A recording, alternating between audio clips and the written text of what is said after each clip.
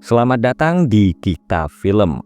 Video kali ini adalah alur cerita film horor Indonesia tahun 2013 yang berjudul Mengejar Setan.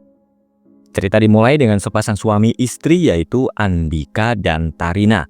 Mereka pindah dari Jakarta ke Bandung dan membeli sebuah rumah milik Pak Lukman.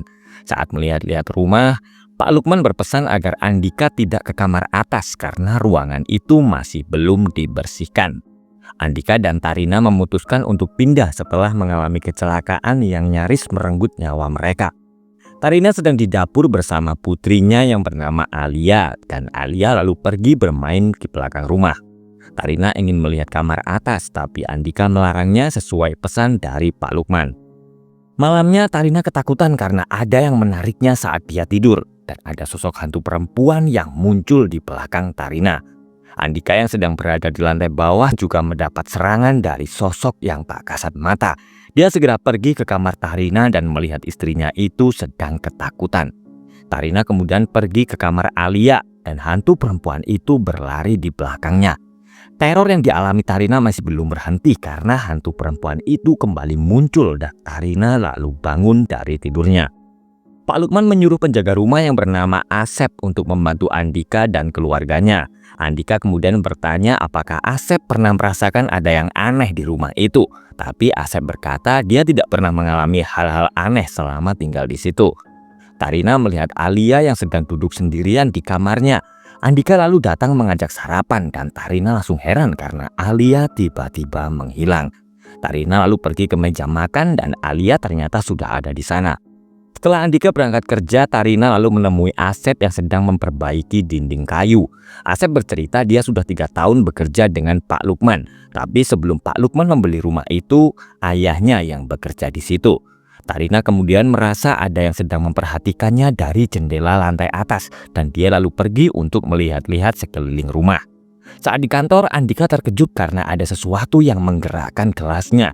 Sementara itu, Asep terlihat aneh saat melihat Tarina yang sedang bersama Alia.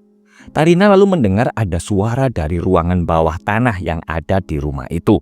Perlahan-lahan, Tarina masuk ke dalam ruangan, tapi dia langsung panik karena pintu tiba-tiba terkunci. Tarina berteriak minta tolong dan hantu perempuan itu tiba-tiba muncul. Pulang kerja, Andika membeli kelinci untuk Tarina, tapi dia heran karena melihat Tarina yang sedang ketakutan. Setelah memeriksa ruangan bawah tanah, Andika berkata kalau dia tidak menemukan ada yang aneh di ruangan itu. Saat keluar kamar, Andika melihat ada yang berjalan ke lantai atas. Sementara itu, Tarina menemani Alia yang sedang bermain di belakang rumah. Malamnya, Andika mendengar suara-suara aneh di ruangan kerjanya dan hantu perempuan itu berdiri di belakang Tarina. Besoknya Andika melihat ada memar di tangan Tarina dan saat Andika ke dapur ada sosok perempuan yang duduk di samping Alia. Asep bercerita bahwa penghuni rumah itu sebelum Andika adalah Pak Raka dan istri mudanya. Andika akan pergi sebentar dan meminta Asep menjaga Tarina. Tarina memanggil Asep yang sedang lewat karena keran air mati, tapi dia merasa bingung karena Asep tiba-tiba ada di belakangnya. Tarina kemudian pergi ke pekarangan rumah dan dia melihat Alia tiba-tiba berubah menjadi menyeramkan. Malamnya dua teman Tarina dan Andika datang mengunjungi mereka. Mereka adalah Angie dan Adi. Saat mereka akan makan malam, Angie tiba-tiba kesurupan. Mereka bertiga langsung panik dan segera menolong Angie. Sebelum pulang, Angie berkata dia merasa ada yang aneh dengan rumah itu. Angie lalu memberi Tarina sebuah kartu nama seseorang yang bernama Pak Broto. Dia berkata Pak Broto adalah kerabat dekatnya dan mungkin dia bisa menolong mereka. Tarina yang akan tidur kembali didatangi oleh hantu perempuan itu dan dia lalu melihat Alia yang terbangun. Setelah mengantar Alia kembali ke kamarnya, hantu itu lewat di depan Tarina dan lampu tiba-tiba mati. Tarina mengambil senter dan dia melihat kursi goyang bergerak sendiri dan ada sepasang kaki yang berdiri di sampingnya. Andika yang terbangun lalu mencari Tarina dan dia langsung terkejut karena melihat Tarina sedang memakan kelinci. Keesokan harinya, Asep yang baru bangun juga mendapatkan teror dari hantu itu. Tarina akhirnya menghubungi Pak Broto untuk meminta bantuan. Karena merasa ada yang aneh, Tarina nekat pergi ke kamar atas. Tarina melihat ada lukisan seorang perempuan, tapi dia langsung berteriak ketakutan karena hantu itu tiba-tiba muncul. Tarina mendengar ada yang mengetuk pintu dan ternyata itu adalah Pak Broto. Andika menemui Pak Lukman untuk menanyakan soal rumah yang baru saja dibelinya.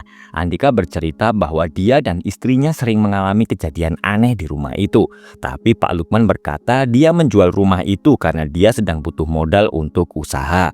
Sementara itu, Pak Broto merasakan ada energi yang sangat kuat di rumah itu dan sumbernya berasal dari lukisan perempuan di kamar atas. Pak Broto mengatakan bahwa lukisan itu menyimpan masa lalu yang kelam dan dia akan berusaha mencari tahu apa yang sebenarnya telah terjadi. Pak Broto kemudian mendengar suara anak kecil dan Tarina lalu memberitahu kalau itu adalah suara Alia. Sesamanya di rumah, Andika melihat Tarina yang sedang bersama Pak Broto. Andika marah karena Tarina memanggil paranormal. Dia tidak percaya hal-hal seperti itu dan menganggap Tarina hanya butuh istirahat. Andika kemudian pergi ke kamar atas dan hantu perempuan itu tiba-tiba duduk di sampingnya. Setelah Andika keluar dari kamar atas, Tarina mendengar suara perempuan yang sedang berbicara. Perlahan-lahan, Tarina ke kamar atas dan dia akhirnya melihat apa yang dulu terjadi di kamar itu. Tarina melihat Pak Raka yang sedang bertengkar dengan istri mudanya yang bernama Jamilah. Pak Raka marah karena Jamilah tidak mau menggugurkan kandungannya dan dia lalu mendorong Jamilah hingga tewas. Dan malamnya hantu Jamilah datang dan menyerang Asep. Pak Broto menelpon Asep dan meminta agar Asep menceritakan semuanya tentang apa yang telah terjadi di rumah itu. Andika membawa Tarina ke rumah sakit karena semalam dia jatuh dari tangga. Andika lalu melihat bayangan Jamilah dan dia segera pergi mengikutinya. Ternyata bayangan itu menuju ke kamar jenazah. Sementara itu Tarina yang sudah sadar sedang di kamar mandi dan dia langsung berteriak ketakutan karena hantu Jamilah berdiri di sampingnya. Karena kasihan melihat kondisi istrinya, Andika berjanji akan pergi dari rumah itu setelah mereka pulang dari rumah sakit. Ternyata Pak Lukman juga terlibat atas kematian Jamilah. Hantu Jamilah kemudian mendatanginya untuk membalaskan dendamnya. Sementara itu Pak Broto dan Asep sedang membongkar kuburan Jamilah yang berada di sebuah hutan. Andika yang sedang bersiap-siap akan meninggalkan rumah langsung panik karena arwah Jamilah merasuki Tarina. Pak Broto menyuruh Asep melihat keadaan Tarina, sementara dia sendiri akan melanjutkan penggalian. Andika dan Asep segera membawa Tarina keluar rumah, tapi Tarina mengajak mereka kembali karena Alia masih di dalam rumah.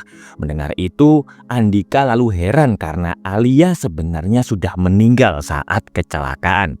Tarina tidak percaya dengan perkataan Andika dan dia lalu kembali masuk ke dalam rumah. Tarina menemukan Alia dan mengajaknya pergi, tapi Alia berkata kalau tempatnya bukan di dunia dan meminta Tarina merelakan kepergiannya.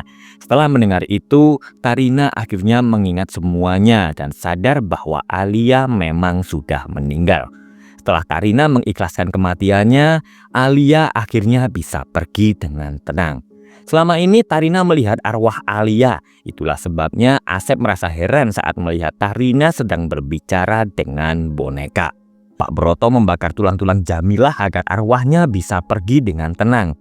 Pak Broto lalu menjelaskan bahwa arwah Jamilah marah karena dia dikuburkan dengan tidak wajar. Asep meminta maaf karena selama ini Pak Lukman melarangnya membongkar rahasia itu. Asep bercerita karena Pak Raka takut dituduh sebagai pembunuh, dia meminta ayah Asep dan Pak Lukman menguburkan mayat Jamilah di hutan dekat rumah itu. Di akhir film diperlihatkan Pak Raka dirawat di rumah sakit jiwa karena mendapat teror dari arwah Jamilah. Dan film pun selesai. Terima kasih sudah menonton dan jangan lupa subscribe channel ini untuk alur cerita film berikutnya.